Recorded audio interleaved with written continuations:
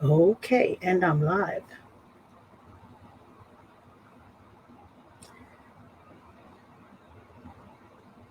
Hey, well, this is my first interactive presentation or first interactive lecture that I'll be doing live on these platforms. The vehicle I'm using is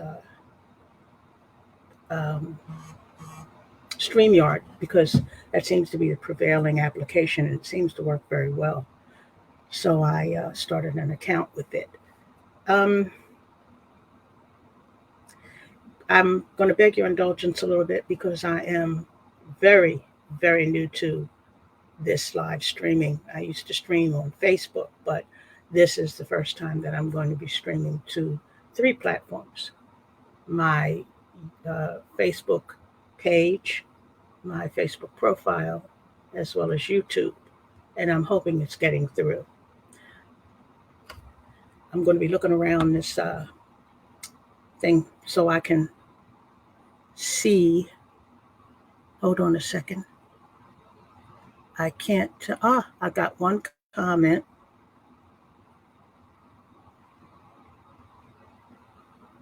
Oh, okay. That was a comment from StreamYard to me. Okay. I think that we should get started. This first interactive video presentation is one that I gave a couple of years ago to a to Penn State University. Well, not to the entire body of Penn State University, but with a colleague of mine, one of my cohorts in my doctoral program, who was teaching in Penn State, and who asked me to do a presentation for her prospective teachers, and I agreed. Now, this presentation is not for the faint of heart. I am going to need you to really put on your critical thinking caps because there are a lot of concepts, ideas, context for you to consider very carefully.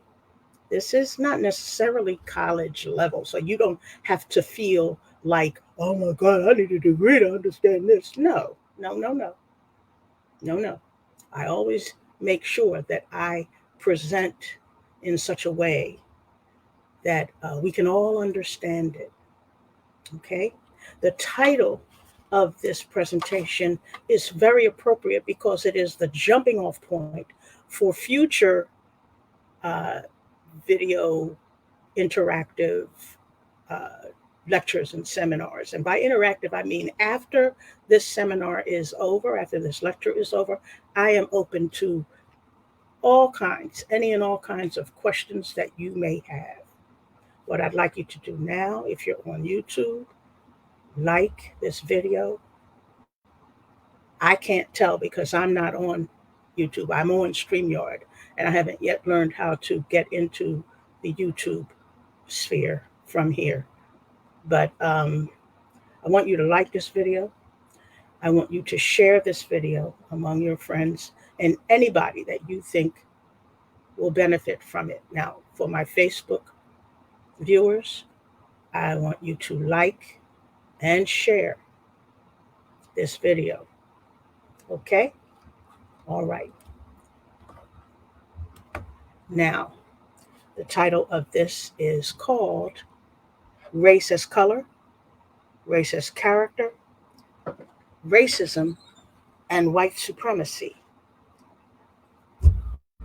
The distinction of color as a measure of value. Now, I want you to pay very, very close attention to the term value within the context of this lecture. Okay? Okay. Now, there are two people in here that I can see from this live video. So, having two people in here, I would expect to see two likes. Okay? Just hit that like button. It's free. Thank you. Thank you so much. Now, I'm going to begin Bear with me now.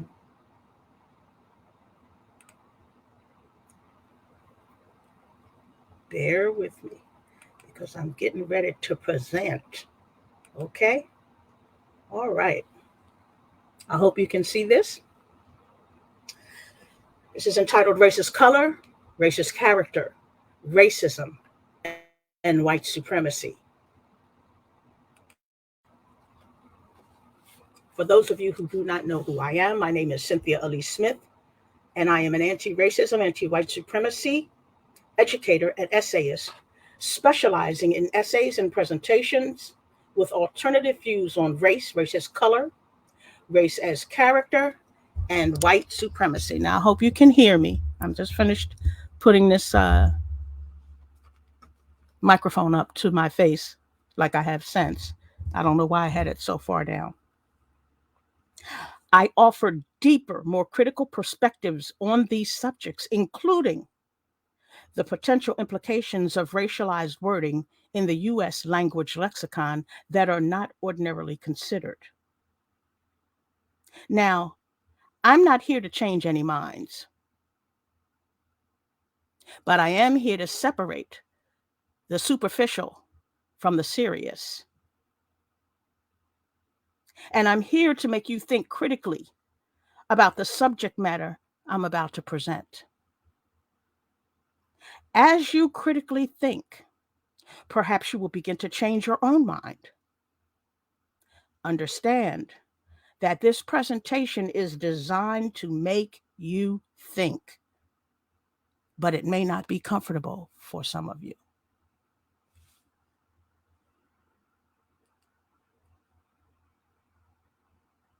Here are some important things to consider. Before I begin, you will need 3 critical thinking tools to use throughout this presentation. I call them the 3 C's of navigating through the language system of racism and white supremacy. First one is comprehension. This is the most important because it is the essence of understanding what you are saying, being told, writing, or reading, or the ability of one's mind to form and craft imagery and concepts from the words.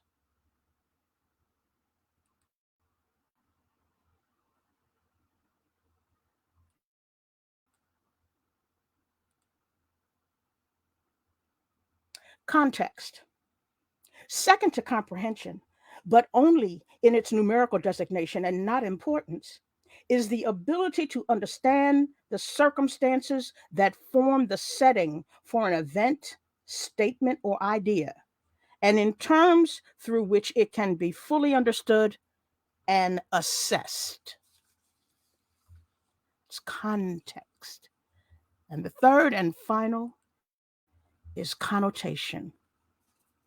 Not in the least, but the last of the 3 is the ability of the words to summon emotion or an idea or feeling that a word invokes in addition to its literal or primary meaning. Let me say that again. It is the ability of the words to summon emotion, an idea or feeling that a word invokes in addition to its literal or primary meaning. Connotation is particularly important because it is the feeling of the words. It is the expressive part. It is that part of the words, sentences, and paragraphs from thought which create the drama and cause people to react happily, sadly, violently, or otherwise.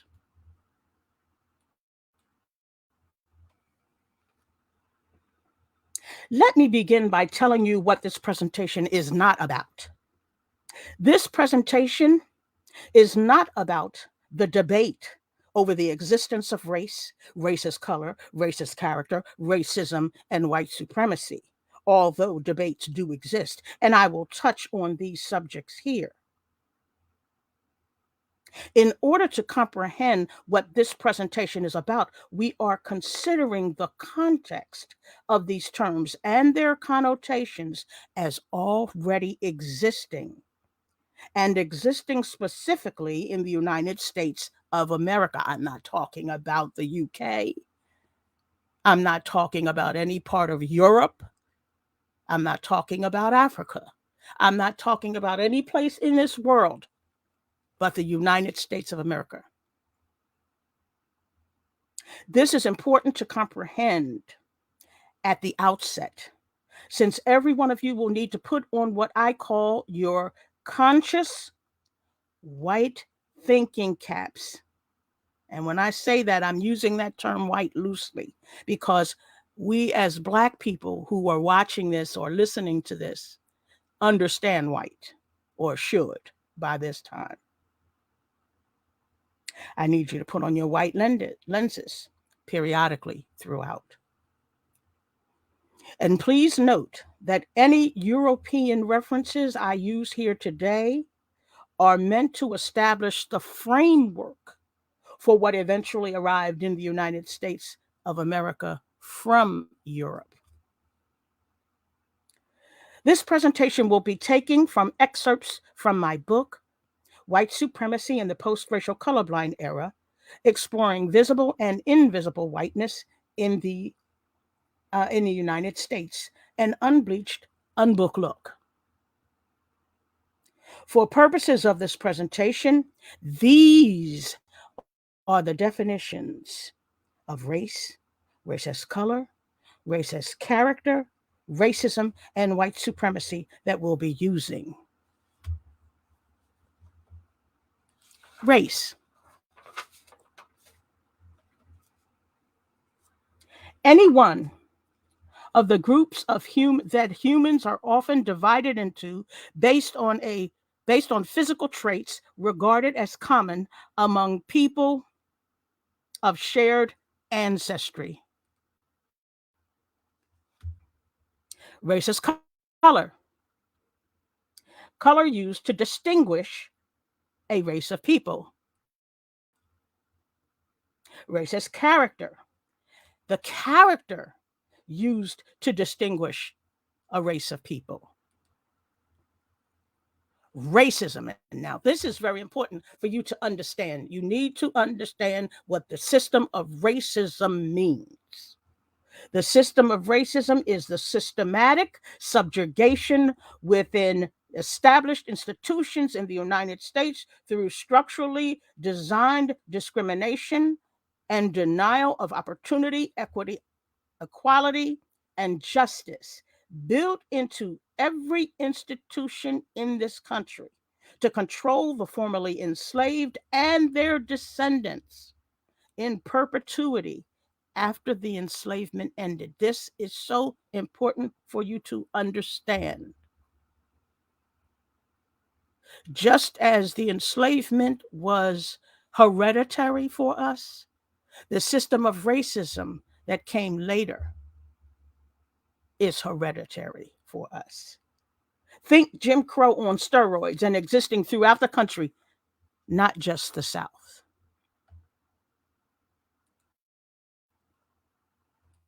White supremacy. White supremacy is the ideology using the color white and whiteness as a value and merit metric, where superiority and goodness aligns with the color white, and the color black and blackness are aligned as bad or inferior, each having been assigned generations ago to skin pigmentation.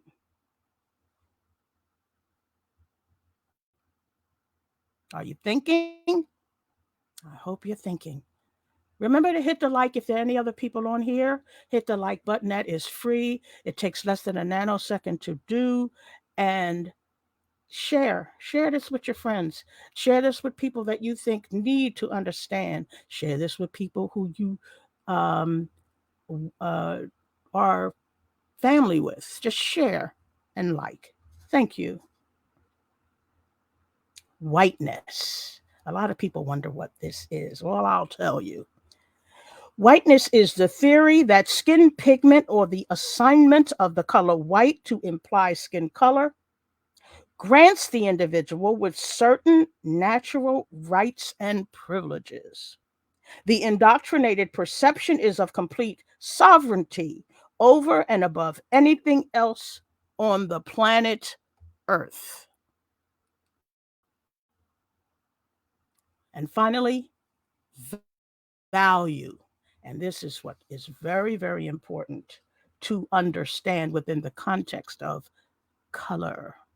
It is the desirability of a thing, often in respect of some property, which is such as usefulness or exchangeability, worth, merit, or importance.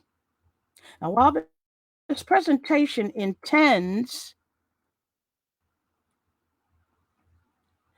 this presentation intends to delve into the terms race, racist color, racist character, racism, and white supremacy, it is ultimately about value. Value has an intrinsic association with the terms race, racist color, racist character, racism, and white supremacy because value is the codifier, that which codifies or organizes those terms, providing both context and connotation for each.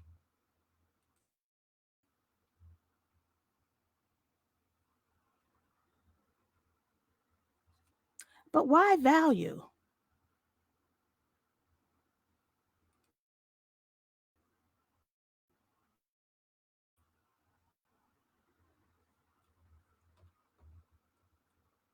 Why value? Why is value so important to these issues? Because value relates to importance.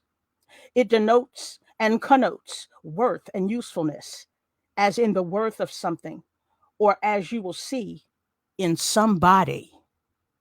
Let me explain using two common words in the lexicon of race, which is minority and majority. They appear to have no value other than numeric in US culture or even in the world outside of the system of racism. The nation's democratic belief in majority rule is rooted within the numerical value of people in American politics, where the numerical minority, I mean, where the numerical majority in terms of political power rules. Let me repeat that.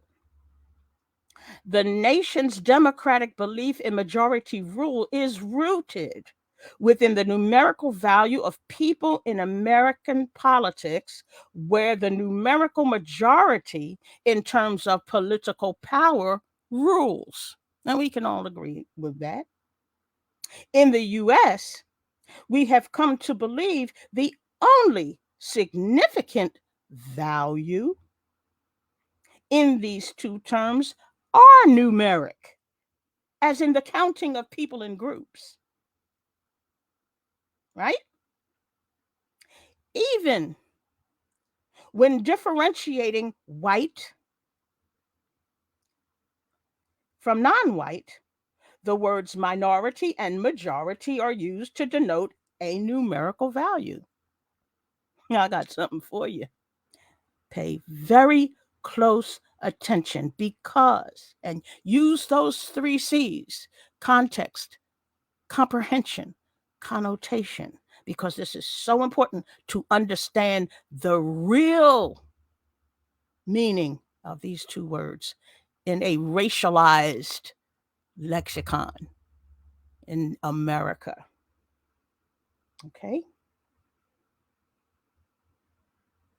Even when differentiating white from non white, the words minority and majority are used to denote a numerical value. However, once applied within the context of whiteness and the system of racism, once viewed through the lens of white supremacy, The value of these words literally changes, and one's comprehension of those words changes. And why? Because the connotations of the words change.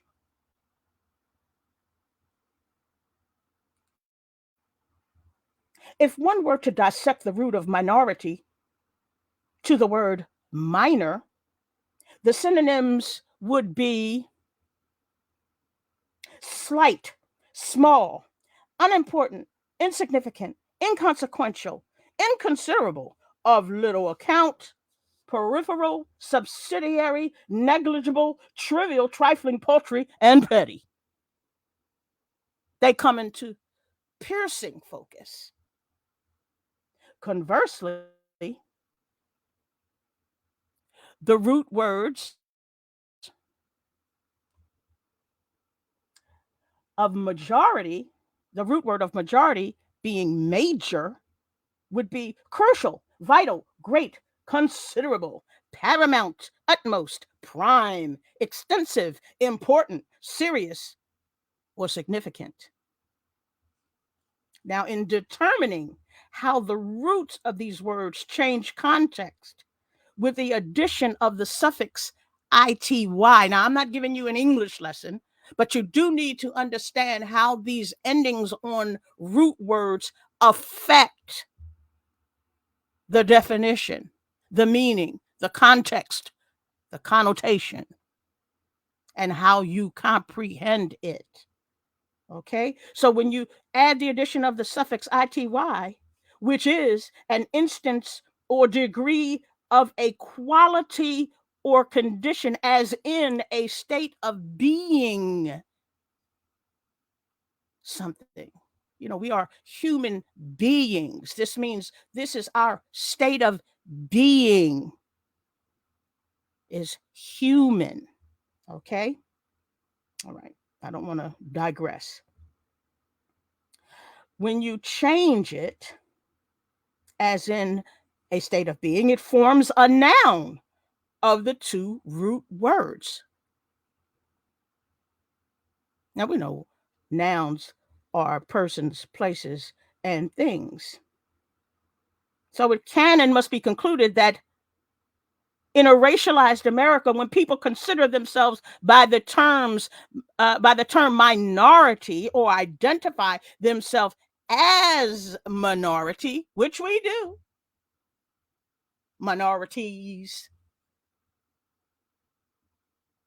and you don't see any pushback when Black people call themselves minorities. Okay, when the ity is placed on the word minor, which I told you what those things mean: petty, trifling, paltry, petty, inconsequential, insignificant, unimportant. When you put that ity at the end of that root word minor, you get a person, place, or thing. So when you call yourself a minority, the value, what is actually being read, said, written, or heard, is the value of the minority person as what? As a euphemism for slight, small, unimportant, insignificant, inconsequential, inconsiderable, of little account, peripheral, subsidiary, negligible, trivial, trifling, paltry, and petty. By contrast, the euphemism for the value of the majority person, remember, ity on the end of that root word makes it a noun, which is what? A person, place, or thing. So when you think in terms of the majority and the majority person and majority as a whole, becomes ruled by persons who are crucial, vital, great, considerable, paramount, utmost, prime, extensive, important, serious, or significant.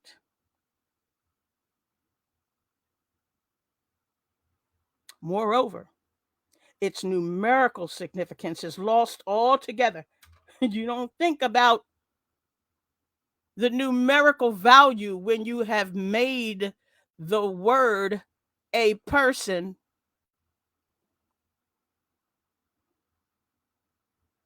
So the numerical significance is lost altogether and becomes the ity and the noun, which is degree or quality or condition and state of being of the referenced person. So I want you to think about that when you call yourself a minority in this country again. Consider this term value and how it is represented as we progress further.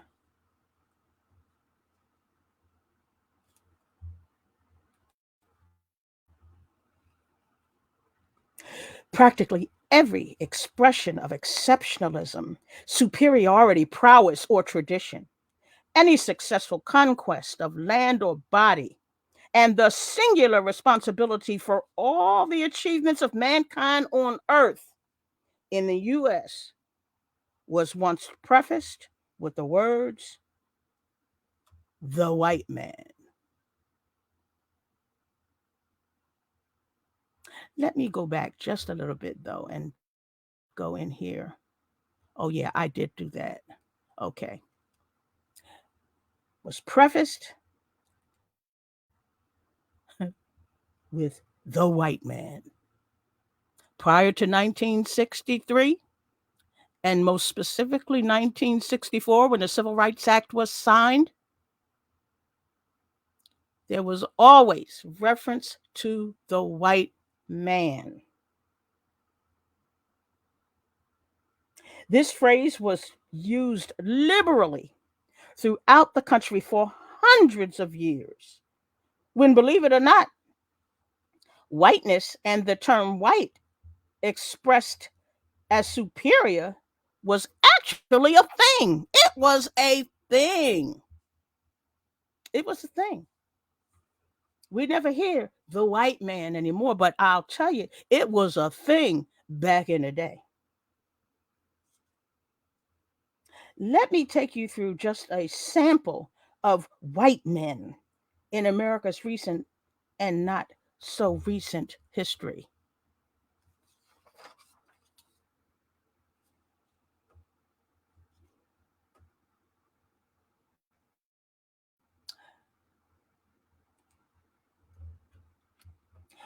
Whiteness for Governor George Wallace of Atlanta was more than being a staunch segregationalist. He was whiteness personified.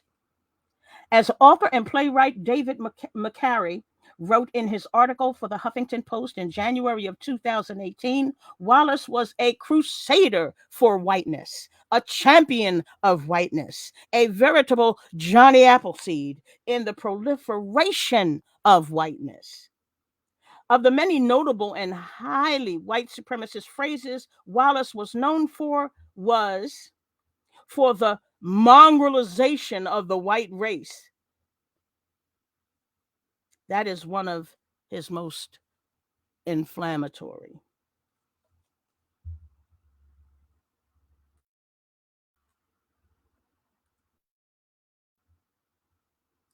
Writing in an article for the ACLU entitled "It's Time to Tell the Truth About the Confederacy and Its Symbols," Jeffrey Robinson, ACLU Deputy Legal Director and Director of the Trone Center for Justice and Equality, recalled a statement made by Theodore Bilbo, a racist segregationalist and Mississippi senator from the years 1934 to 1947. Senator Bilbo was vehement on the importance in maintaining white supremacy in Mississippi, calling on his fellow men and declaring for every red-blooded white man to use any means to keep the niggers away from the polls. If you don't understand what that means, you are just plain dumb. You and I know what's the best way to keep the nigger from voting. You do it the night before the election. And you and I both know what that meant. I just dropped something. Sorry about that noise.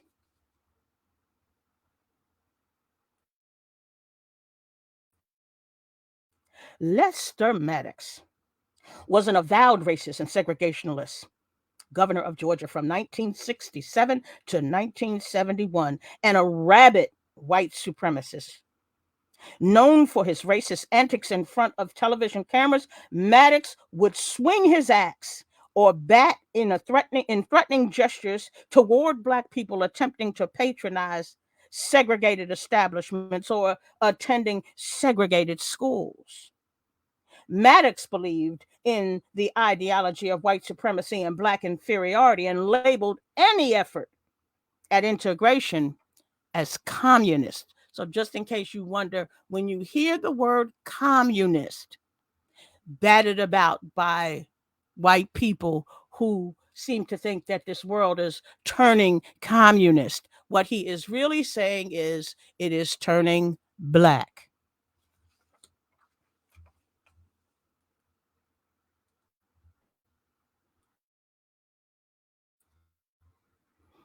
Here's an interesting person, Strom Thurmond. Senator Strom Thurmond was so fervently white supremacist and racist that he clocked the longest filibuster in the history of the Senate in opposition to the Civil Rights Act of 1957. Thurmond considered the effort as the final stand of the Dixiecrats against the shifting tide of the nation toward equality for Black people.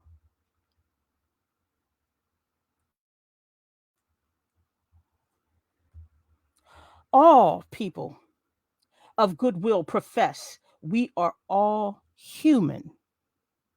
We are all human beings in all the simplicity and complexity of our species.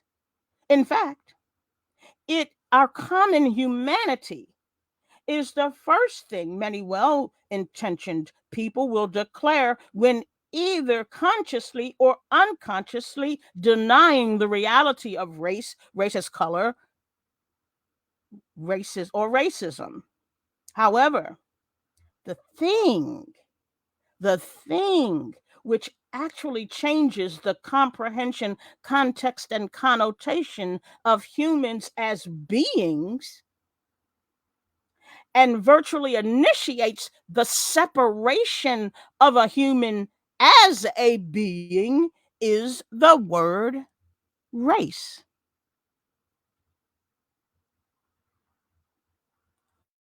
So, when did humans start identifying with race? Now, remember, I'm talking about in America. And when did the races become codified by skin color? Which means when was it organized? Organization. Okay, when was it organized, codified by skin color?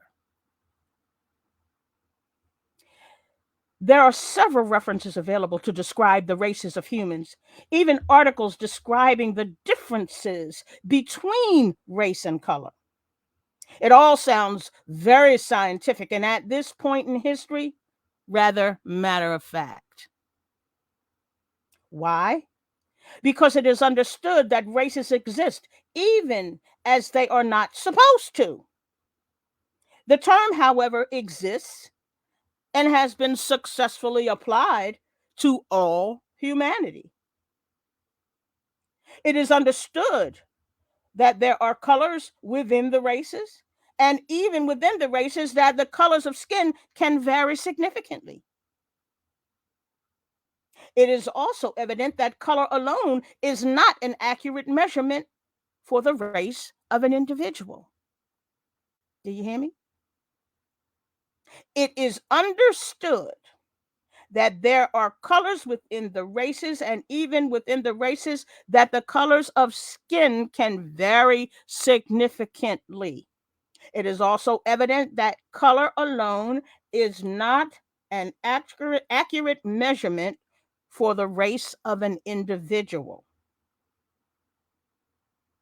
Now, although having no truly accurate measurement for race, it was determined long ago that the offspring of Black and white parents were forever to be construed as black, using the generation's old one drop rule and the race of the mother.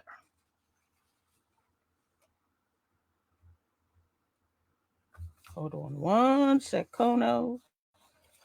Alrighty. In an article titled Why Do We Keep Using the Word Caucasian? Written by Yolanda Moses for the website Sapiens, she explained how German anatomist Johann Blumenbach characterized what he considered the four races.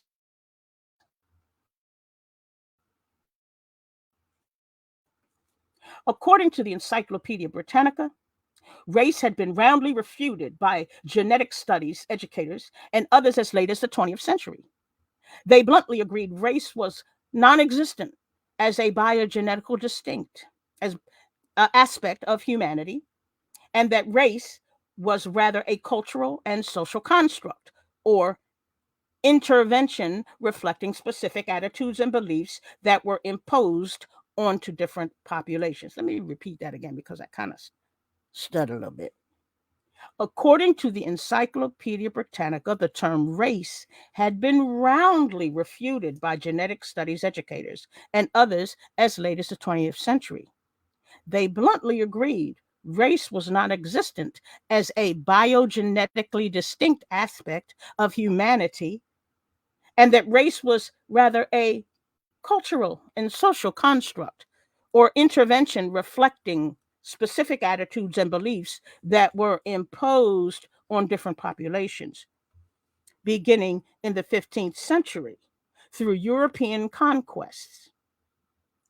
It further stated the modern use of the word race began in the 17th century, and that today the term is also applied to ethnicities and linguistic groups. This is why some people misrepresent, or and no through no fault of their own, but they misrepresent Hispanic with a race. The term Hispanic only means speaks Spanish. Ethnicities: Puerto Ricans, Jamaicans, Germans. No, Germans are not ethnic. Ethnicities are more like Latino, Latina, and things of that nature.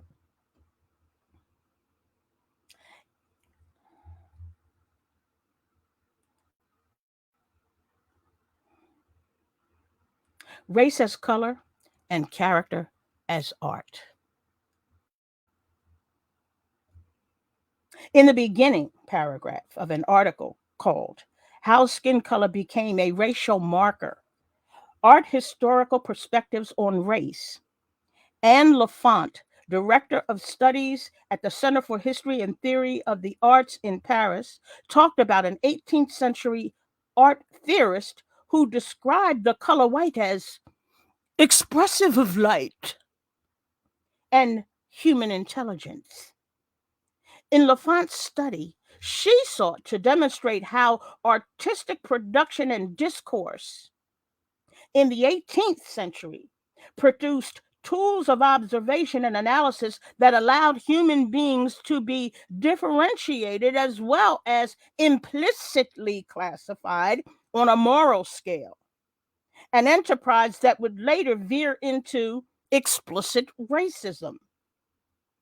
In this statement, we can actually see a reference to the use of race as character, using the term morality as a measure.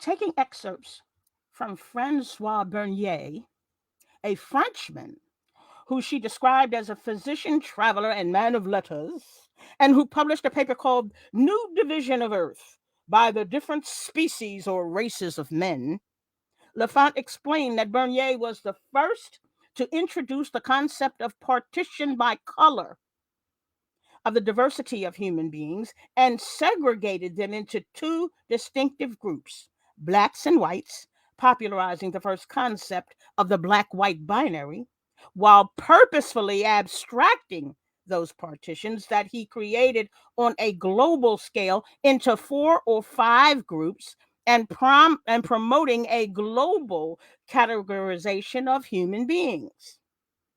He stressed the essentializing feature of blackness in the stabilization and naturalization process of Africans' alterity, or in lay terms, blackness as otherness.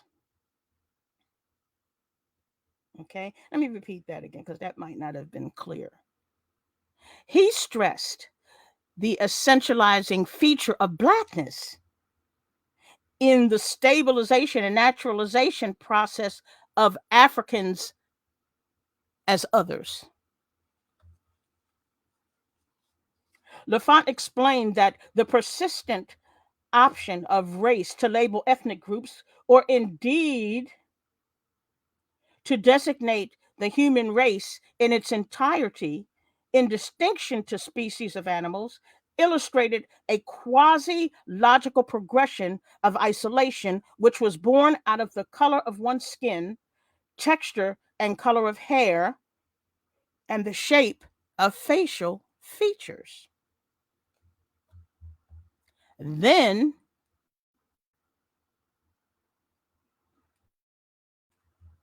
after a tour in equatorial southwestern and northwestern Africa, W. Winwood Reade, an acknowledged collaborator and devotee of Charles Darwin, who wrote a book called Savage Africa, God forbid, anyway, Savage Africa. Mm-mm-mm. He wrote in the book, he wrote a prediction for Africa and Africans. Now, this was W. Winwood Reade. He was an acknowledged collaborator and devotee of Charles Darwin. And Winwood Reade wrote a book called Savage Africa. And this is what he stated in his book: England and France will rule Africa. Africans will dig the ditches and water the deserts. It will be hard work, and the Africans will probably become extinct.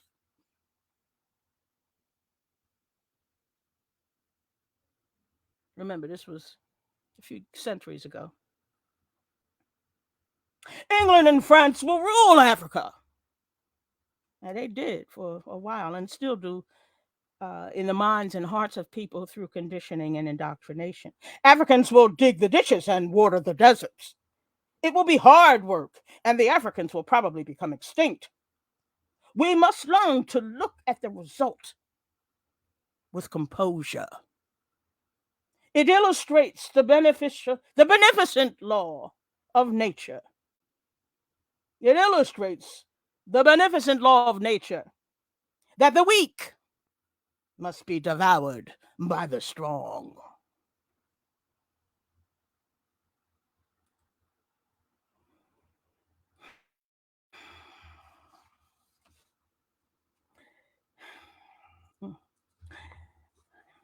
Lecturing on the aptitude of the races, Frederick William Farrar, an English writer, author, and noted philologist who undoubtedly understood the use of language and its connotations, placed the races into three distinct classifications: savage, all Africans, indigenous people of color, with the exception of the Chinese; semi civilized, Chinese, who were once civilized, but now the society was in arrested development. Bear with me, because when I read this before, I was completely professional, but this is my channel, and some of what I'm reading is just so ridiculous. I have to give it a bit of a chuckle, but okay. civilized European, Aryan, and Semitic peoples. Now, by Semitic peoples, he meant the people of northern Africa, not sub-Saharan Africa, like Egypt.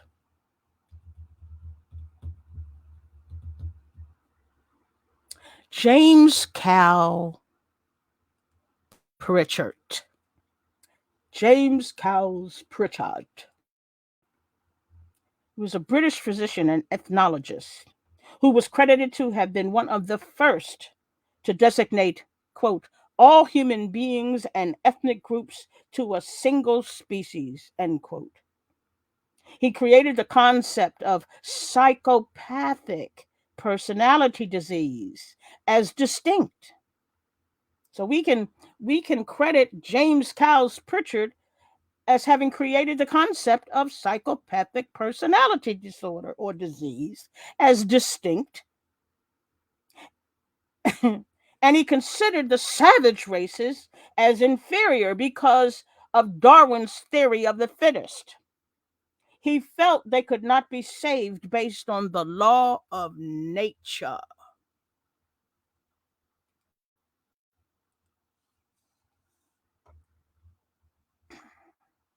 I hope you're still with me.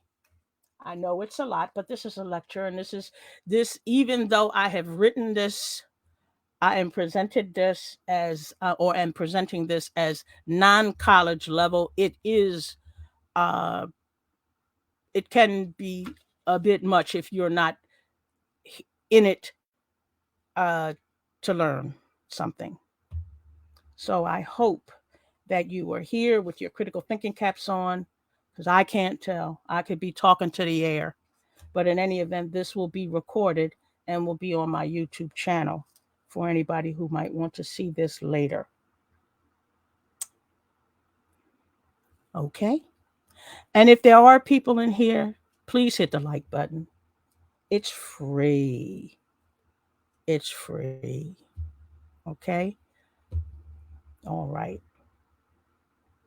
Racist color is best illustrated without even associating skin. I need you to understand this because there's so many people who just plain old attribute race as color as it. Okay, and why is such and such doing such and such? Their skin is okay. So you need to understand what is getting ready to happen. What I'm getting ready to explain now. Okay, so pay attention. Race as color is best illustrated without even considering or associating skin. A qualified correlation can be drawn from Lafont, where race as color was imitated within the artistic language of an enlightened Europe. Moreover, along with race as color, the idea of manifest destiny in relation to the right of ownership of the nation and the world, or the state of being and being the state of being white and superior, became more than just skin deep. It became its own ideology of whiteness.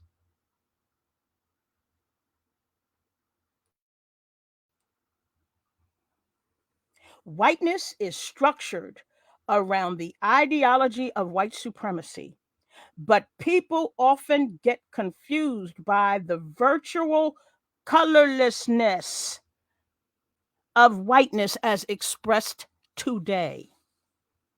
Historically, it can be argued that just like the color white, whiteness was also a thing.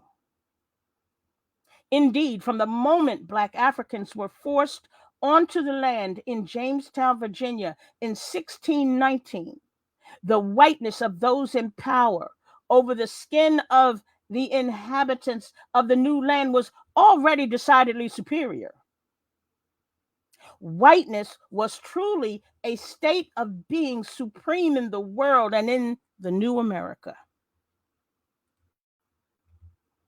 The phrase state of being.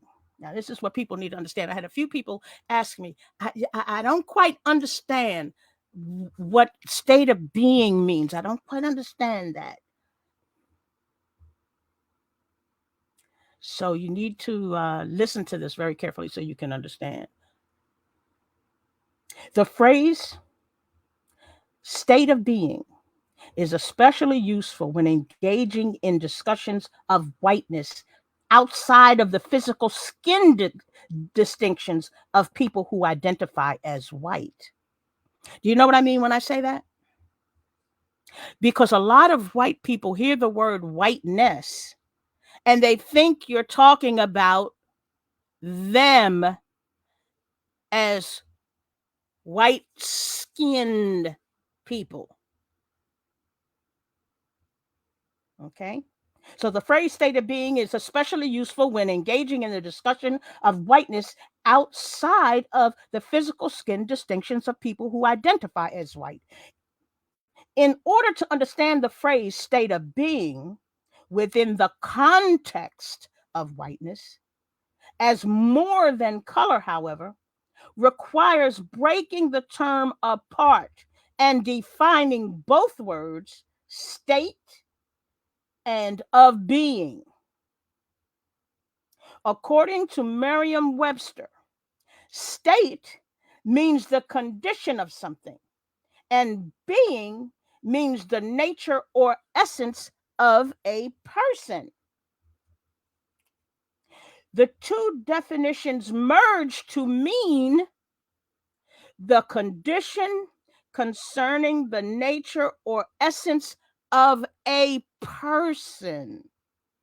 Therefore, the term state of being relates to, I need you to pay close attention because I'm using the definitions. I'm not adding anything different. Therefore, the term state of being relates to the essence of the human and the condition of that essence in expressing its being. Therefore, whiteness, taken in tandem with the ideology of supremacy, means whiteness is the condition concerning the nature or essence of people being white, meaning whiteness is the condition concerning the nature or essence of people being white.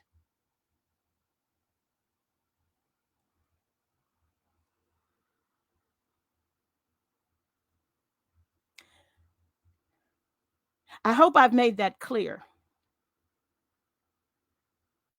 If not, go through this again, this presentation again, and I guarantee you it will click. Okay? If a state of being means the essence, the nature or essence of a person, and state means the condition of something, then whiteness is the condition concerning the nature or essence of people, persons, being white. Being is the key word here.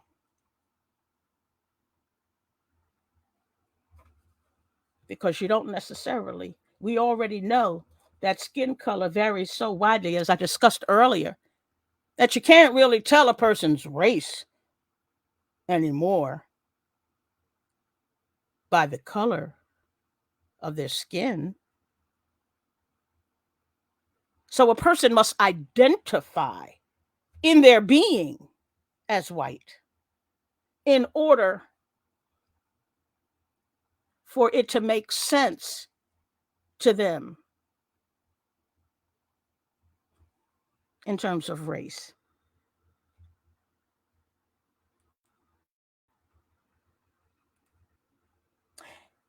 If applying an inspiration such as this to the extent of value placed on whiteness as expressed by the dominant power in the early American colonies.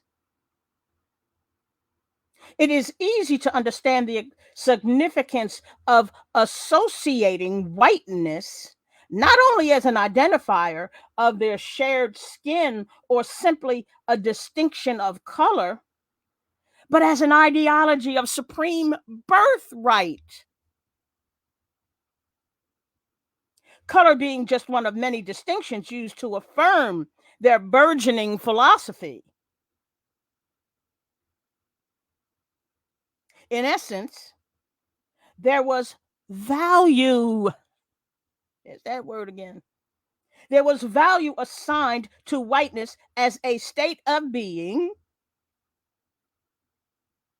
by virtue of having been assigned the color white to imply skin pigmentation.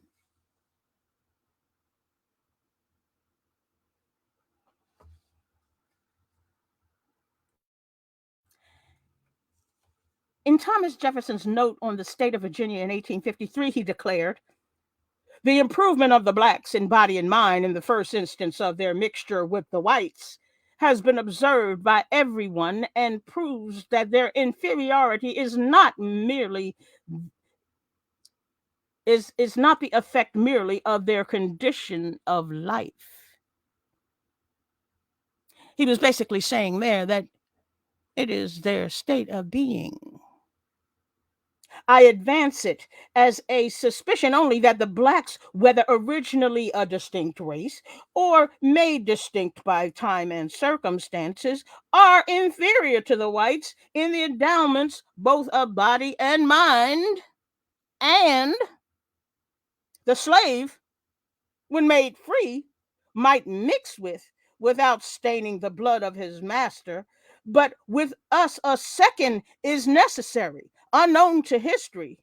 When freed, he has to be removed beyond the reach of mixture. In the early years of colonial America, there were no similarities among the wealthy landowners, poor whites, and white indentured servants. And a class caste structure was already set into place, subjugating them socially and economically. Although considered to be diverse due to general geographical regions, the caste structure was based upon the value of the individual in terms of their power, wealth, political, social, and religious statuses.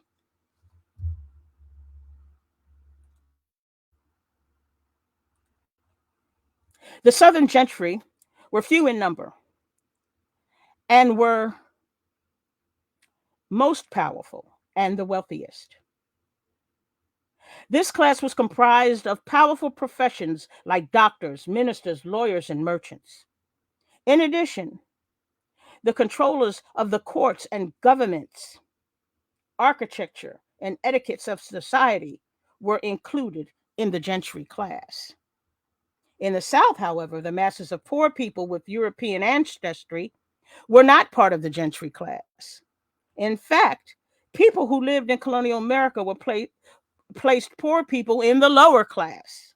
This class included sailors, apprentices, laborers, servants, slaves, or wanderers, transients who went from place to place looking for work. Of special note is the fact that the enslaved were also part of the same class of people as apprentices, laborers, servants, wanderers, transients who went from place to place to find work. And yes, the enslaved were included as part of the lower class caste structure of the colonies and burgeoning states, along with people who, in the United States today, identify as the color white. Prior to 1667, proving one's conversion to Christianity could spell freedom for enslaved Africans, forming an even closer class connection with free whites. According to Ira Berlin, distinguished professor of history at the University of Maryland, there were a considerable number of Americans of European descent who were trapped in indentured servitude, who, like the enslaved, were treated poorly. Berlin, among others, believed Bacon's rebellion ultimately changed the way whiteness would be expressed among the lower and middle class white people toward black people. He explained, after Bacon's rebellion, they increasingly distinguish between people of African descent and people of European descent. They enact laws which say people of African descent are hereditary slaves. And they increasingly give some power to white independent farmers and landowners.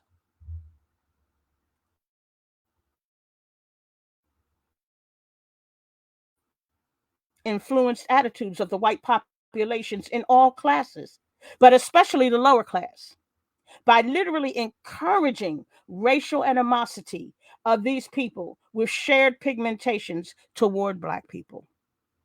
Other important laws include provided additional distinctions, such as the difference between the white servant and the black slave. The Virginia Assembly enacted a law which prevented any black person from raising a hand to any white person. This law essentially provided impunity for lower class whites when abusing enslaved black people and stripped enslaved black people of any rights to self defense.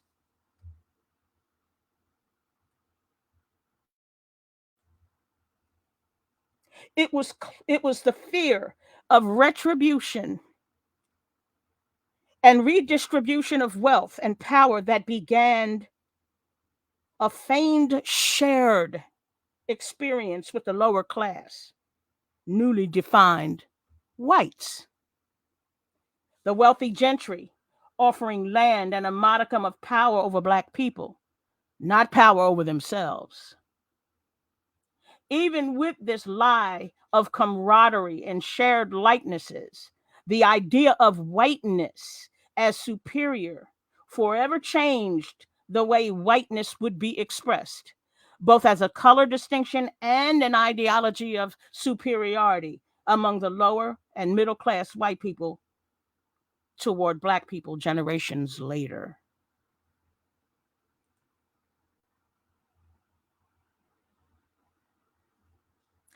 Abraham Lincoln knew all too well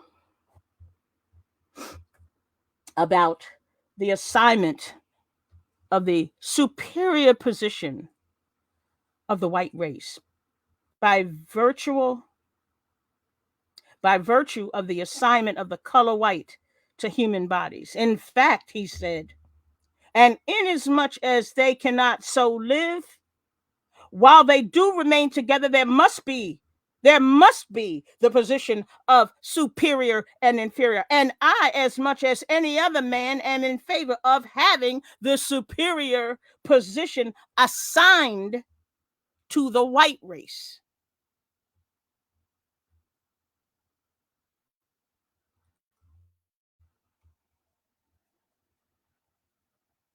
Think about that. This is Abraham Lincoln, the one that our history books taught us was the savior of the enslaved.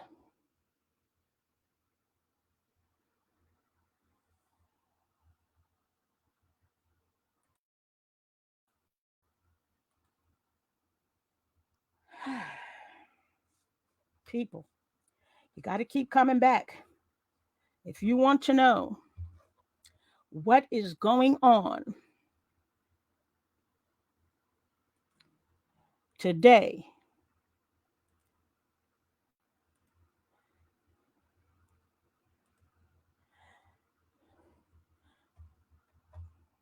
If you want to know what's going on today,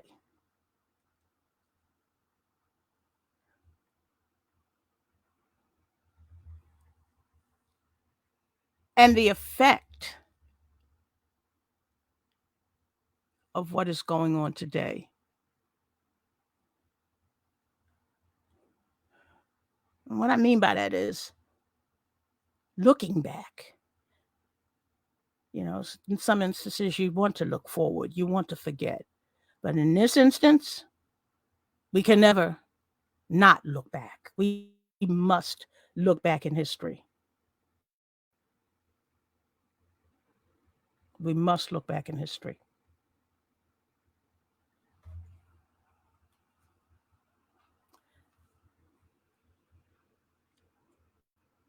I do have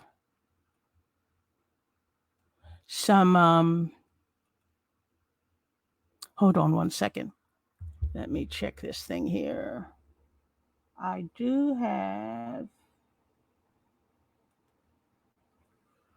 there's something that I want to do. I want to give us 30 seconds intermission because I know this is a lot. I don't have that much more in this, but there is a lot, and there's a lot to digest.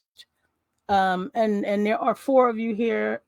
Um, thank you for coming. Thank you for listening. After this, I will open up.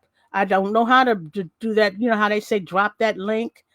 I don't know where the link is. I'm going to try to find it so that I can bring you up, and you, if you have questions, or you can just put questions in the chat. Just make sure you put a big question mark in there in the chat so that I'll know what you're asking.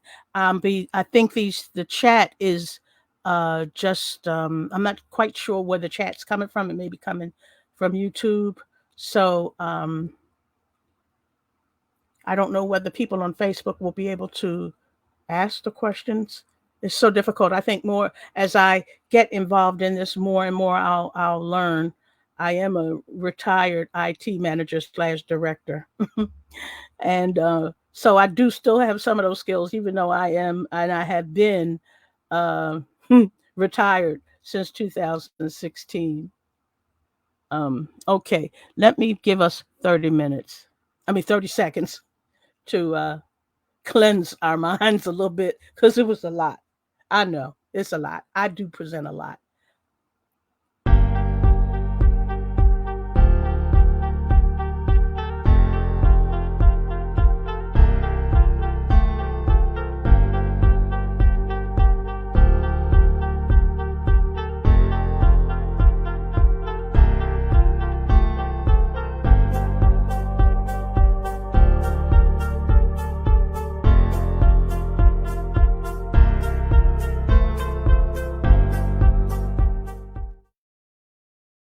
Okay, we are back.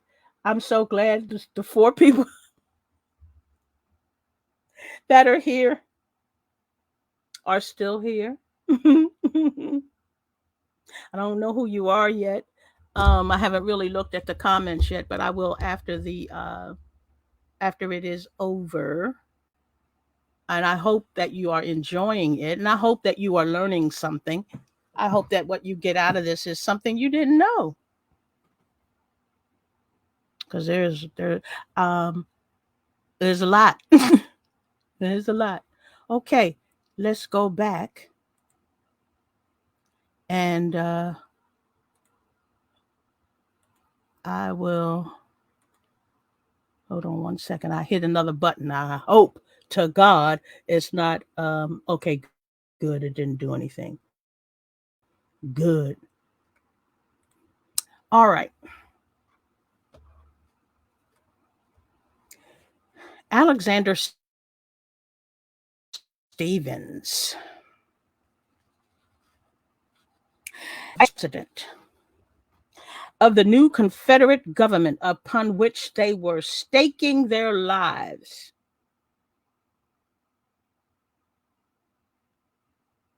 Let me read that again, because I got a little, I read it wrong. Let me start over. Alexander Stevens, vice president of the new Confederate government upon which they were staking their lives, yep, okay, was built on their conception of moral, physical, and philosophical truth about whiteness vis-a-vis blackness. And vis-a-vis means as compared to blackness. It can never be understated that the entire significance of one's self as a Confederate was built on the premise that our government is founded upon exactly the opposite idea to that of the United States Constitution. Its foundations are laid, its cornerstone rests upon the great truth that the Negro is not equal to the white man, that slavery, subordination to the superior race is his natural and normal condition. This, our new government, is the first in the history of the world based upon this great physical truth. And the Negro is not equal to the white man. That slavery, subordination to the superior race condition.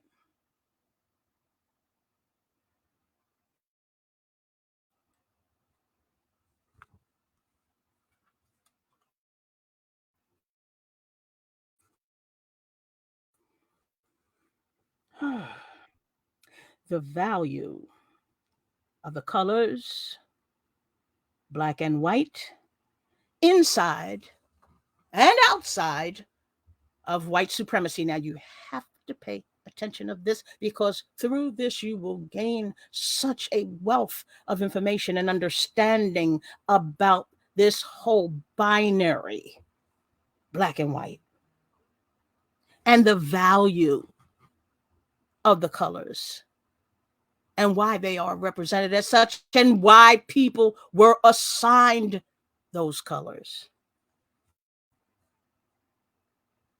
When examining the value of the in the color of the word black or white, it is apparent that color is a valuable tool for identification, codification, distinction, and characterization of just about everything, including the skin of human beings.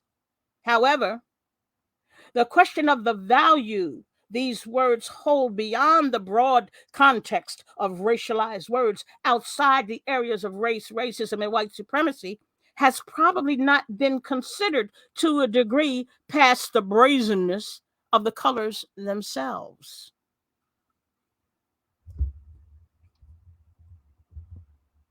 White supremacy practically demands the use of color as a means of identification and separation. The fact that the color, now I need you to understand this. I need you to hear this, because we're talking about words and the connotations of words and the context of words, so that you can comprehend these words, because this is what we are ultimately talking about, the value of these words. Hear me. If you haven't hit the like button, please do so. And also, please share this video. I know it's probably, I don't have that much more on this video. It's almost over. And so it probably wouldn't make sense to share it live, but please do find it and share it on YouTube when it reaches YouTube as a recorded presentation. And ask your friends to share, and ask your family to share, and ask them to like it. That is going to be the only way I'm going to be able to reach an audience. And I want to say this at the outset. I'm not here to monetize this channel. I'm retired. I'm comfortable. I don't have to work. I don't need part-time work, which is why there's such a distance between when I write my essays and when I do my presentations, at least so it has been, because I do it when I am inspired, not because I have to, or not because I just want to be in front of any camera or anything like that. And I'm not saying that to say that anybody does it because of those things. I'm just saying that this is me. This is what I do. And yes, I do have a Cash App. And after this, I will be placing it on the bottom as a feed. So if you want to do that, that's fine, but it's not required. It's just everybody's doing it. So I might as well put it there. You don't have to do it. But likes are important. Likes and subscribe to my channel. Those things I understand from other content creators is what is most important because of the algorithms. And I do understand what algorithms are because I had that devilish, fiendish course in my undergrad work, my information technology undergrad. My Bachelor of Science degree is in information technology, and one of our courses was on programming and algorithms. So I know how they can be written in order to perform particular functions.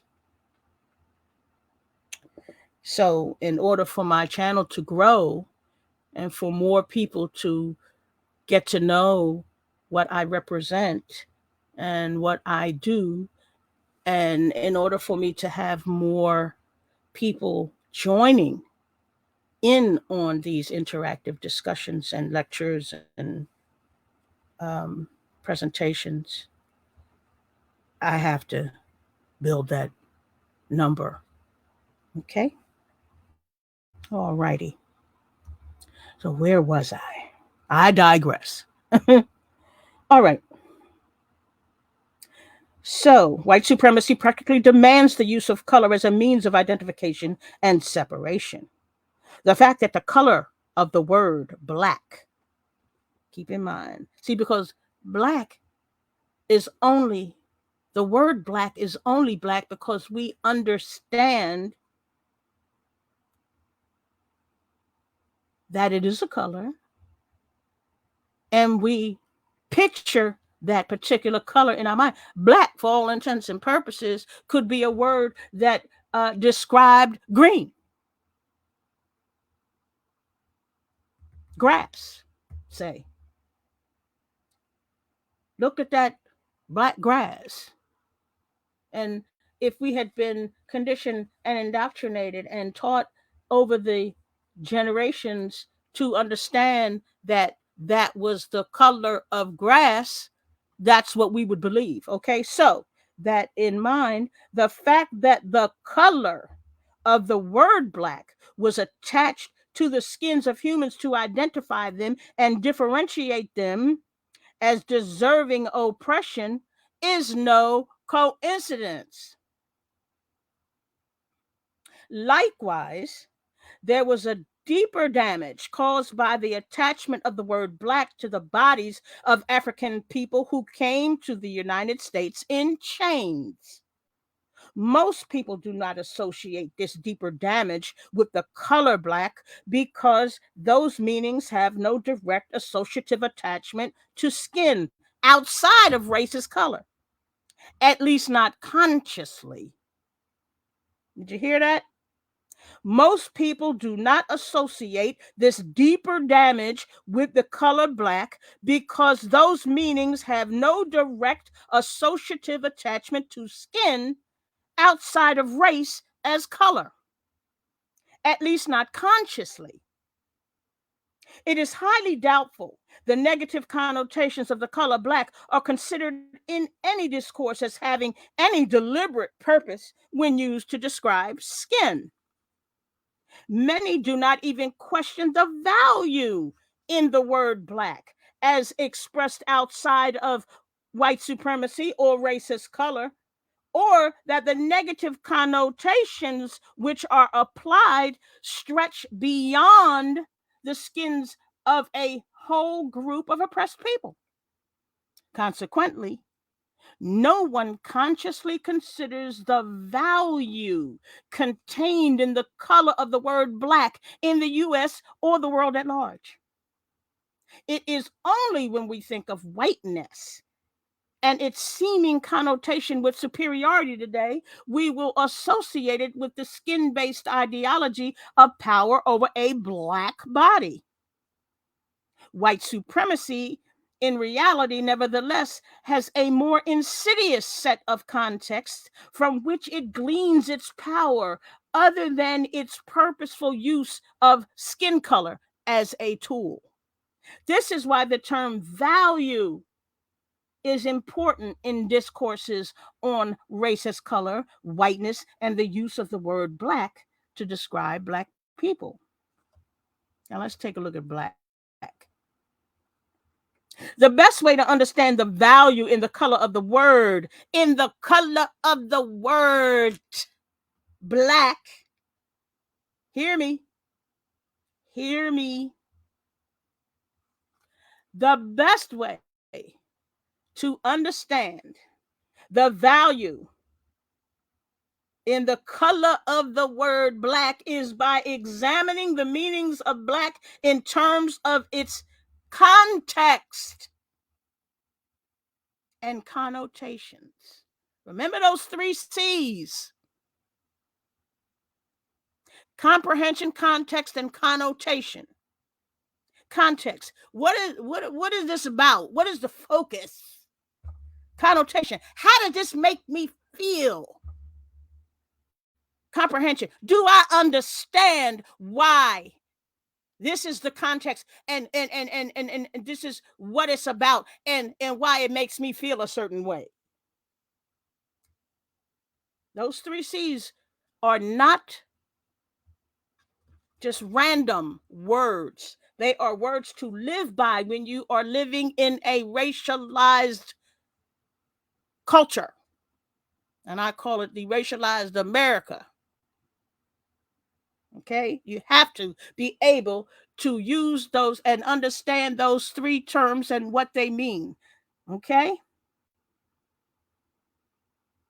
Indeed, one will discover that some of the worst expressions imaginable are represented within the synonyms of the word black. The word black. Okay? The value in the color of the word black. Any thesaurus will reveal the undiluted severity of the value contained inside the color, which in turn becomes profound once that color is associated with a human body. Let me read them for you. Dark, dusky, sooty, dirty, dingy, sad, depressing, disastrous, calamitous, sinful, inhuman, fiendish, devilish, monstrous, atrocious, horrible, and many, many more. The cheery opposites are good, hopeful, clean, happy, and optimistic. Therefore, the antithesis of the value of the color black automatically becomes the color white.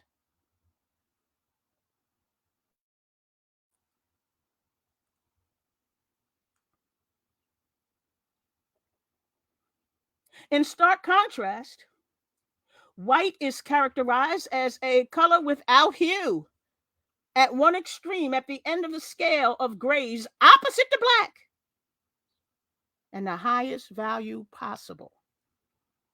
In essence, white, according to the definition, is the achievement of the highest value possible. There should be no doubt about the implications of merit and superiority that this definition illustrates. The sheer weight of the kind of value in the context of race as color should be brought into sharp focus now. All one needs to do is think about the institutions upon which this nation was founded and continues to operate in all areas of human activity, and the word black as expressed within those contexts. For example, the popular term black sheep, so common that it is used by both white and black people today, is characterized as a member of a family or group that is regarded as a disgrace to them, as in the black sheep of the family. Many white people will often rationalize this metaphor for their most egregious family members, of which there is usually at least one per family.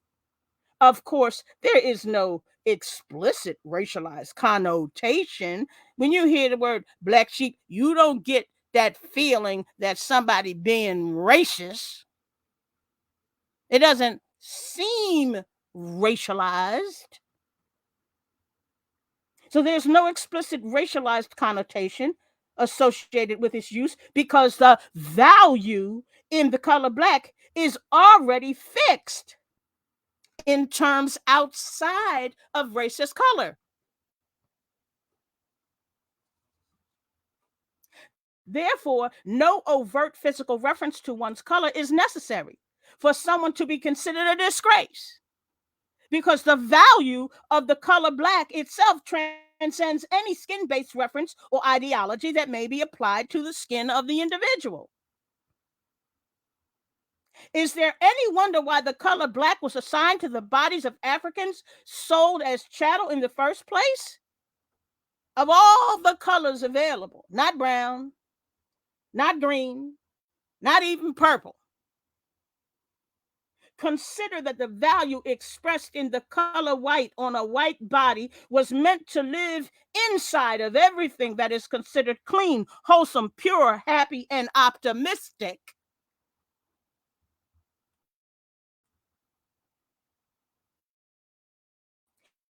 And everything that was considered inhuman, fiendish, devilish, monstrous, atrocious, horrible, nefarious, unclean, and impure was meant to live inside of everything that is considered black. When attaching the skins of an entire body of people to these two words, the objective of creating superior and inferior value for people was obvious. It should also be obvious to those for whom it is still a necessary part of maintaining their own superiority by even unconsciously attaching a supreme value to the word white today. The value associated with white may explain why the terms equality and inequity are antithetical to any effort to dismantle racism and white supremacy, which remains the fundamental root ideology from which racism operates. The value of inequity and inequality, using skin-based assignments of color, runs very deep, whether viewing through white supremacist lenses or not. Imagine, I want you to pay real close attention to this. Imagine right here. Imagine having to take all you have learned and been conditioned about the colors black and white and the value associated with them over the centuries, and virtually having to wipe them all away, changing everything you've ever thought about the colors black and white and the value associated with them, especially as having nothing to do with an association with skin. If you do not believe removing the literal color assignment of black and white was actually attempted, it was. And that was what became the post-racial colorblind era, when the term white literally disappeared. Remember, one no more the white man anymore. That white just disappeared out the lexicon. It was replaced with the terms normal, neutral, natural, and mainstream. Over 50 years, the black-white binary was hidden by euphemisms, dog whistles, and all behaviors and terms that were considered being politically correct. And of course, it didn't work, which is why we find ourselves where we are today, confused and consistently misled by forces that would just as soon keep you that way. The key to removing the value of whiteness as a thing, as a state of being, would be to remove superiority as the intrinsic metric based on I don't mean simply removing the term white from the lexicon. It was done during the post-racial colorblind era when the term white disappeared. No, I mean metric of value placed on whiteness as a state of being must be removed from race as color and character. Then the system of racism designed for discrimination, denial, and limited apportionment created to sustain that ideology of white supremacy on the basis of, as Lincoln said, the assignment of white to skin color would no longer be necessary to sustain an ideology whose purpose has grown today to devalue human beings of all colors. If we could eliminate superiority as a value metric based on the color white, then perhaps the true value will be realized in being human instead.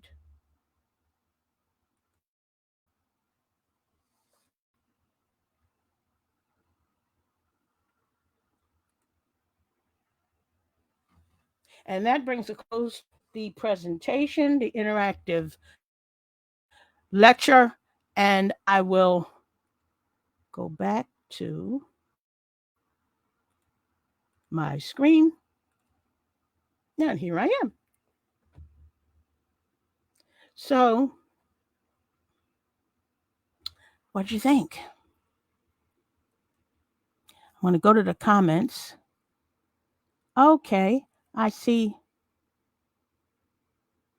that there are a few people here. Oh, there's some people that I know from YouTube. Yes, that must mean that I made it onto YouTube. Yay. Hey, I'd like to say hi to these people. Riri. Hi, Charles.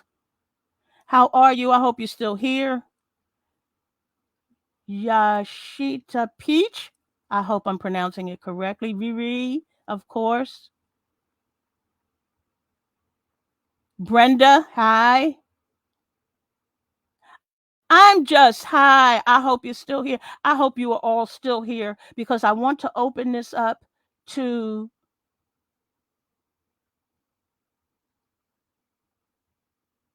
I'm trying to see if there are any other commenters. Okay. Now what I'd like to do. Oh, thank you. Thank you, Riri. Thank you for that. Lisa Love Wins. Hi. Yes. Oh, great. That's great. Listen, um, I don't know how to drop a link. If any, maybe Riri or any other YouTube content creator can tell me how to find the link so that I can drop it and then have some people on here with us.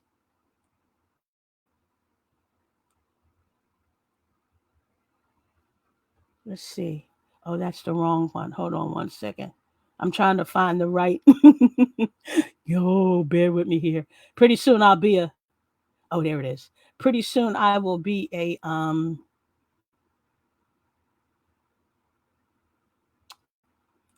Hold on. Pretty soon I will be a pro at this. Is this the right one? Panel view one. Panel discussion view. That's the one I want, but I don't know how to put it in here. I don't know how to make it do what it do. Okay, hold on. Let me get rid of that. And how do you add this to screen? I'm trying to hold on one second. I hate to sound like I don't know what I'm doing, but I don't know what I'm doing right now. This says solo layout. How do you bring an additional? Okay.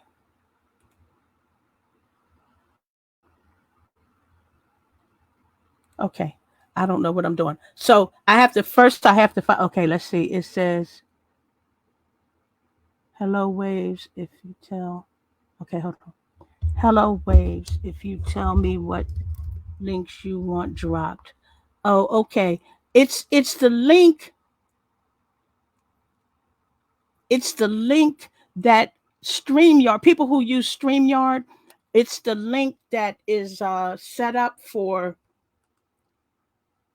Here, let me delete this one. Stop screen. Okay. How do you pull up the panel discussion? Hold on a second. I got this one, but I don't have the panel discussion view. New layout. I don't want to add a new layout. I want a panel discussion layout, and I'm having like the most difficult time setting that up. Maybe this is it. I just haven't got anybody on there. Solo. This is the solo layout. Exit solo layout. Okay, I guess this is it. Okay, it's the you won't be disappointed in see your okay. Yeah, I'm trying to drop the StreamYard link. And I don't know how to do that because I don't see it. I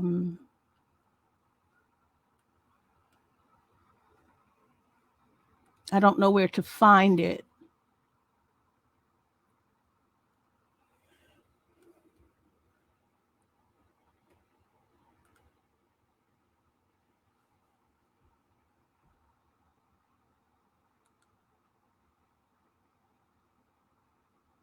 I'm not sure I have any experience. I know I don't know either.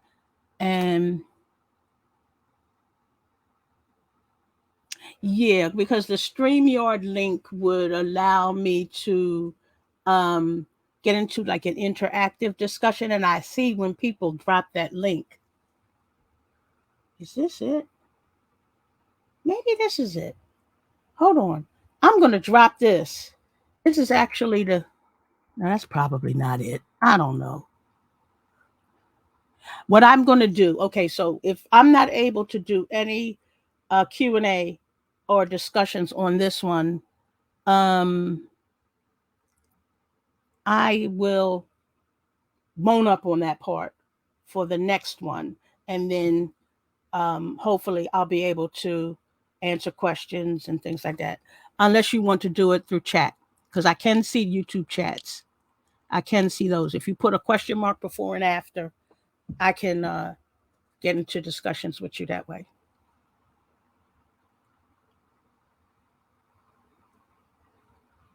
Okay. All right.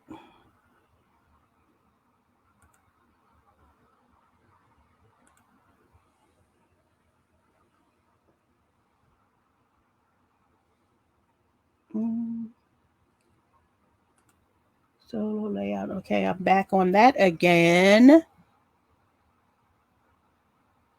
I made one of these. I made 2 banners. Hold on. Let me see.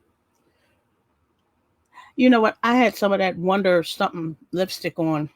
I always manage to lick the lipstick right off my lips.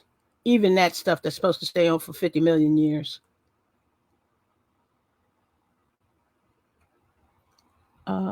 Let's go to brand.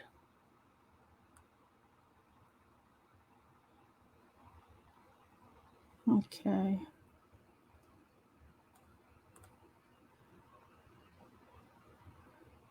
I'm going to take that other thing off. Hold on a second.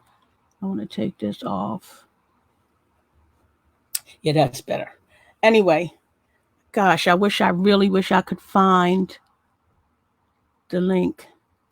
Are you using StreamYard on the internet through your browser? Oh, through my browser. I'm using it through my browser. That's what I was wondering. Should I just take that link that is in the browser and put that into the this chat? I'm gonna try it.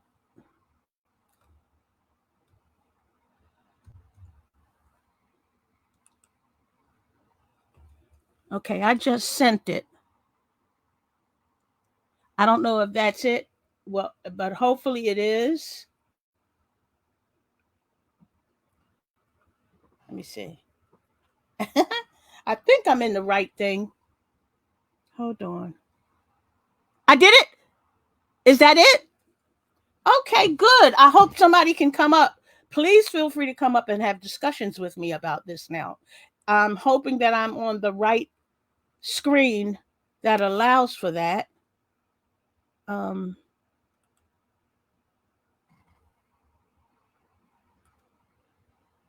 that's the one.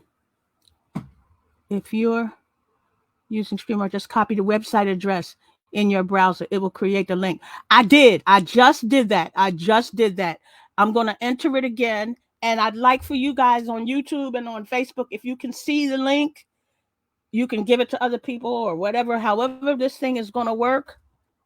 I hope what I'm going to do next is I'm going to try to see if I can start a live on YouTube connecting StreamYard to it like that. I'm going to try that way too to see what happens. Is that it? Okay, click the link. I want to see what happens if I can bring you in because I'm not really even sure how to do that part.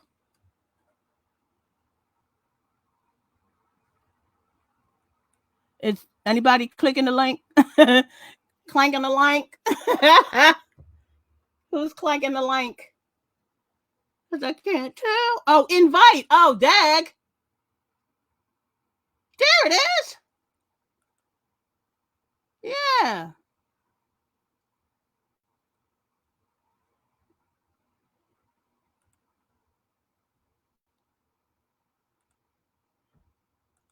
Invite guests. I just did.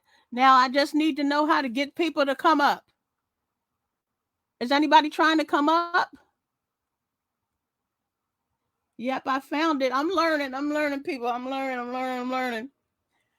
By the way, this background is a picture I took of my living room because this is my vanity wall. I'm going to get out the way so you can see my stuff.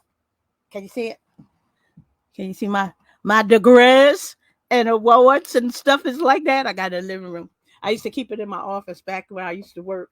My little vanity wall. Oh wait, it says, "I'm sorry, Dr. Cynthia. I'm a chatterbot." That's okay. Please come on. I want to talk.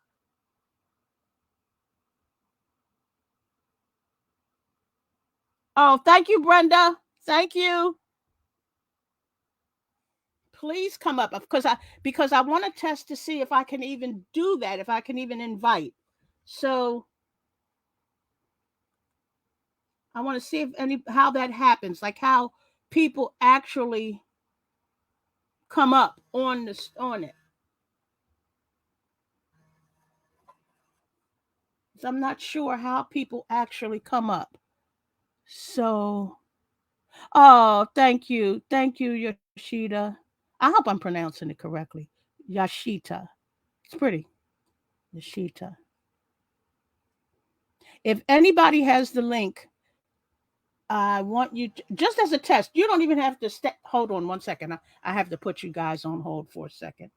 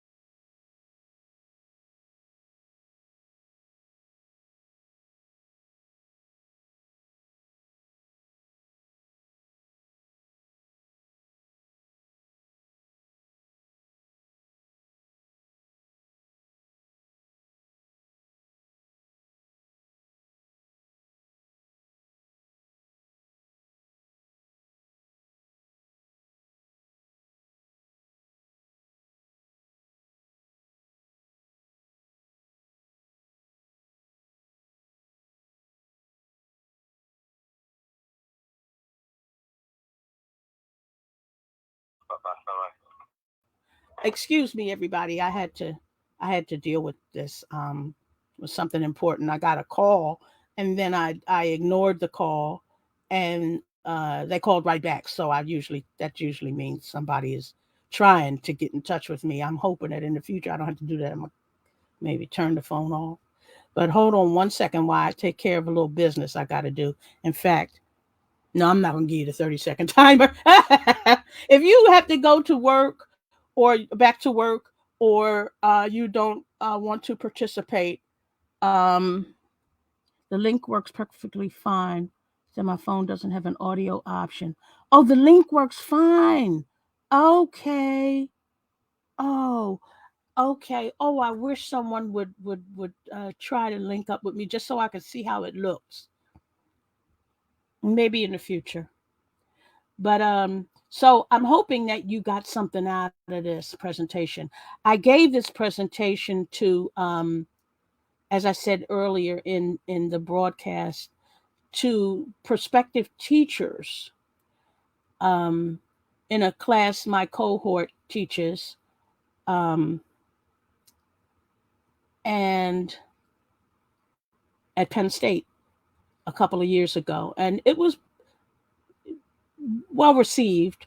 But what it did was, I didn't get many questions because, in fact, I don't think I got any questions because most of the people in the audience were white, and I think some of them might have been intimidated or scared or something because of the nature of what was being said. So, but I mean, even though it was well received, I think that it made a number of people nervous, and they just didn't know what to say because it can be shocking to find out even this little snippet. My book has a whole heck of a lot more stuff, and I define a lot of the euphemisms. Um, you might have heard the term post-racial colorblind era. But the post-racial colorblind era was, in fact, um, way, way, way back, maybe about 50 years ago, and ended upon the installment of Trump. It wasn't when Obama was made president. It was still going on when Obama was made president. Okay. That's when they used primarily race as character for their distinguishing and differentiating of the races, because they did not want to use the color white. Okay, that whole idea of colorblind wasn't meant. They it was twisted to make people think that it was we don't see color. We don't. When they said they didn't see color, they really meant they didn't see white. It wasn't that they didn't see black. We already know that. But they didn't see white. White was virtually removed from the lexicon. The word was removed, but the connotation wasn't removed, and whiteness was not removed. They simply used race as character to describe black people. That's when in the 70s they really, really offered up for us and allowed many, many talented black producers, actors, writers, people like that in the industry, in the media, to create movies that depicted us as pimps and hoes and stuff like that. People in jail, convicts, just thugs, all kinds of stuff. Yeah, so that happened. That happened. I mean, there's so much. Next week, what I'm going to do, or next week, maybe. I don't know whether it's going to be next week. See, this was ready because I've had this presentation for 2 years. But I think what I will do is prepare, because I am feeling kind of good. Um, do you connect academic institute together, Ruby? Well, no. I tried to stay away from that because that connotes meaning that offers up a great deal more kinds of feelings. Um, and references to words that may take what I'm talking about out of context. So no, I don't include the spiritual. And then too, while being a spiritual person, and I say spiritual as opposed to religious, being a spiritual person, and I'm not talking about the new age stuff and all that kind of with the beads and the chakras and stuff like that. Um, with StreamYard, the cool thing is that the web address that you copied and pasted in here, it works from anywhere. Any platform can join without jumping through the hoops, so it's really easy. Okay, I did. I did use it. I did throw it in. This is it. Let me, I did copy it. This is the link. And I'm hoping that someone will come up and so we can talk. Just like if we were in a classroom.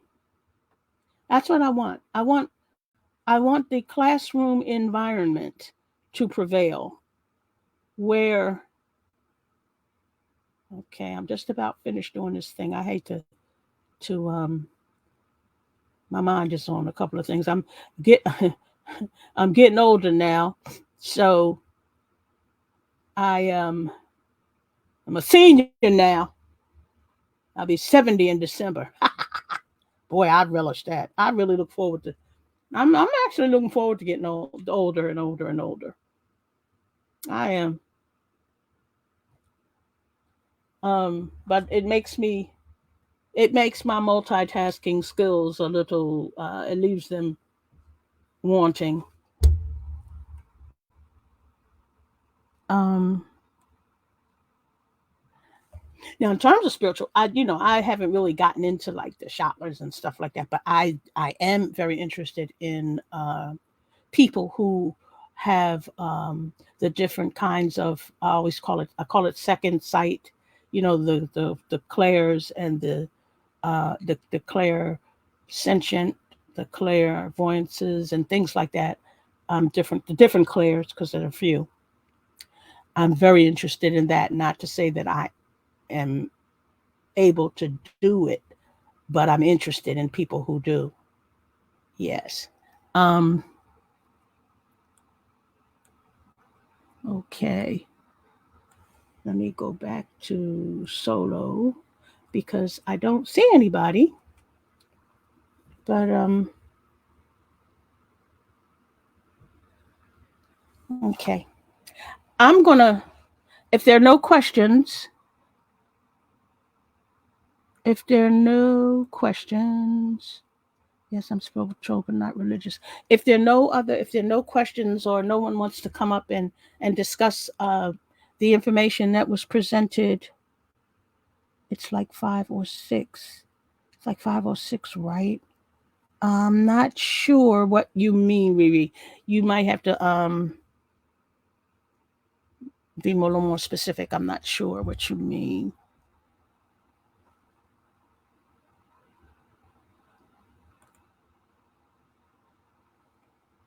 Oh, I see how that works. I used to wonder how they clicked. Okay, I'm learning so much on this thing. I am learning so much on the thing. Now I know how the different comments get placed onto the screen.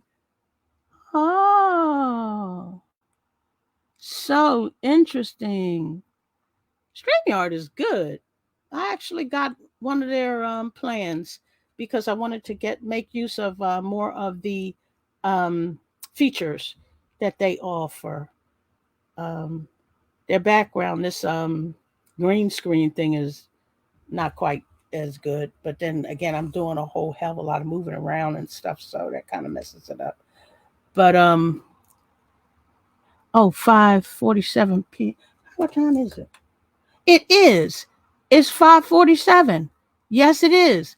Dang. Have I been on this thing that long? Oh my goodness.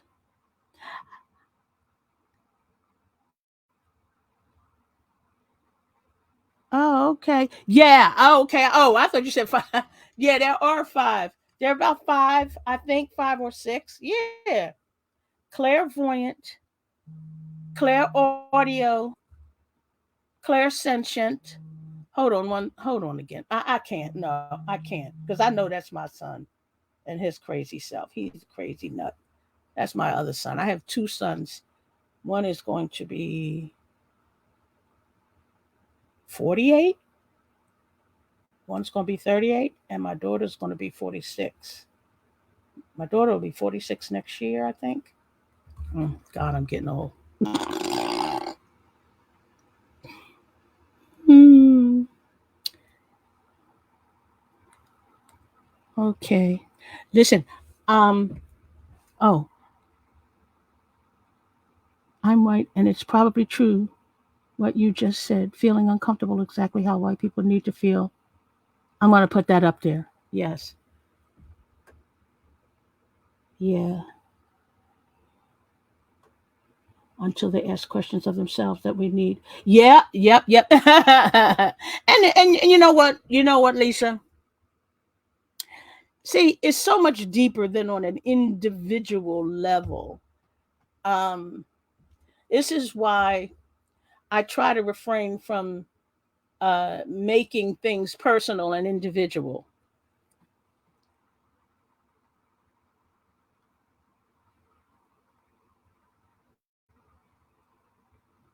Ah, okay.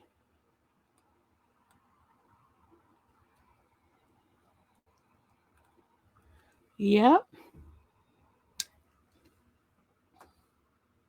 So this was the first attempt at presenting a live, interactive video lecture and presentation. I'm hoping that in the future, we'll get more people willing to come aboard and to actually engage after. It's okay. You can talk about stuff. If you don't understand, that's quite all right because I'll repeat it. I have no problems repeating, I have no problems clarifying. I hope that you got as much out of this as I got in presenting it to you because my goal, my mission is to educate. This is what I do. This is what I'm here for now. I put up the old IT stuff, and my mission now is to educate us.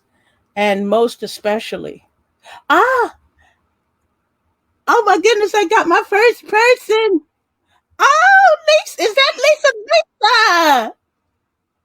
Hi. Hi, Lisa. How are you? I'm so happy to see you. Now I know it works. Thank you so much. Yep. Can you hear me? I can hear you.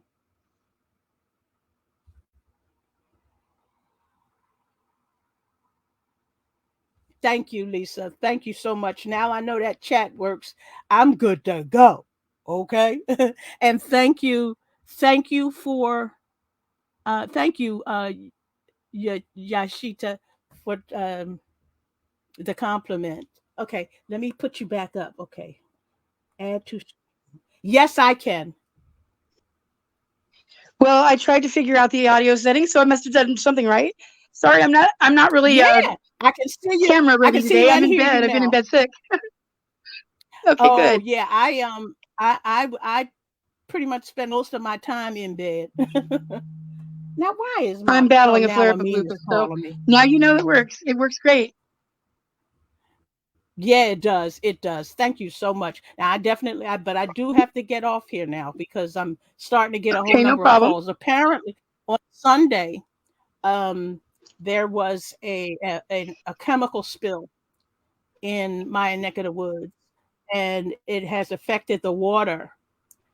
And so there have been updates Oh about it. wow. And yeah, I'm hoping that I will be able to. I'm a Okay, water it must protector, be Dr. Smith, so something. I really hope Something's I hope that that's not something too dangerous there. Yeah, and a lot of people are calling me now. Okay. Well, I'll go ahead and hang up now. Good Yeah, a luck with lot of that. I people. hope you work out the things with the water Okay. there. I look forward to next time. Okay. Thank you. Thank you. Okay. Bye bye. And thank you for coming up. Now I know how it works. Bye bye now. And bye to everybody.